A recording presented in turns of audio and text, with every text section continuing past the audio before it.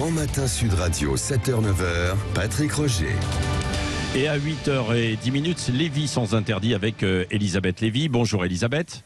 Bonjour Patrick, bonjour Laurie, bonjour à tous. Vous voulez revenir sur ce blogueur nommé Bassem qui a lancé une brigade anti-hijabée du lycée. De quoi s'agit-il ? Oui, la BAHL. Alors c'est une véritable police des mœurs qui sévit tranquillement dans notre pays, cher Patrick. J'ai vu ça sur un article du magazine omymag.com. Alors, un certain Bassem, donc ce blogueur d'origine tunisienne qui vit à Vénissieux et qui est autoproclamé arbitre des élégances islamiques, a lancé ses abonnés dans une chasse aux jeunes filles voilées qui se filment sur TikTok. Vous savez, c'est un peu une mode.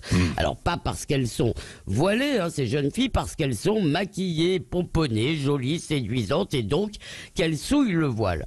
Bassem veut, dit-il, rétablir l'ordre par le désordre s'il le faut. Avec ses nervis numériques, il débusque donc, je cite, celles qui s'affichent maquillées comme des voitures volées qui, juste avant de faire leur TikTok, mettent leur gloss qui brille sur leur bouche, qui sexualise le hijab. Il publie des photos, des vidéos de ces mauvaises musulmanes qui se font ensuite pourrir la vie par le frère, le père, le quartier. Et même les Iraniens et les Saoudiens ne pourchassent pas le maquillage, le crime de féminité. Mais là, ça se passe près de chez vous, dans le monde parallèle des voyous islamisés. Et pourtant, c'est le 8 mars, nos féministes dernière génération n'en démordent pas. Le coupable, c'est le mâle blanc. Oui, bon, il y a deux questions. Bassem, est-ce que vraiment il est important et il a autant d'importance que ça? Et puis surtout, vous exagérez un petit peu à propos des féministes quand même, non? Alors juste sur la première question, oui. Ces comptes BAHL fleurissent sur Twitter.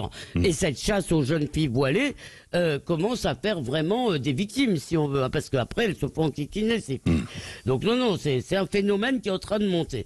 Et pour la deuxième, je dirais que je n'exagère pas, la preuve par Violaine de Philippines, qui est en quelque sorte le double inversé, et l'allié objectif de Bassem. Parce que pour cette porte-parole d'oser le féminisme, c'est la culture judéo-chrétienne qui engendre les violences contre les femmes, bien sûr.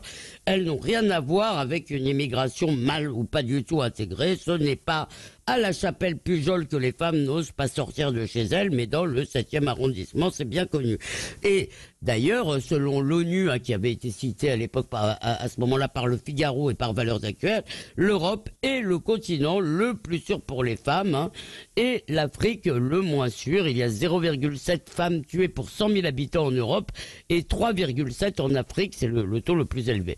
Mais tant pis pour ces féministes intersectionnelles, comme elles disent, les crimes sont par nature, par essence, occidentaux. Quand des migrants, par exemple, agressent et violent des Allemandes à Cologne pour la Saint-Sylvestre 2016, elles ne voient rien, et ceux qui voient ont, selon Madame de Haas, de la merde raciste dans les yeux. En réalité, Patrick, la spécificité de la culture judéo-chrétienne, ce n'est pas d'avoir dominé les femmes, toutes l'ont fait, c'est d'avoir mis cette domination hors la loi, d'avoir fait de l'égalité la norme suprême, avec parfois des excès d'ailleurs, puisqu'on veut même effacer la différence des sexes. Et Madame de Philippines, qui aime tant les autres cultures, devrait visiter le Pakistan, le Nigeria, l'Afghanistan, sans oublier l'Iran.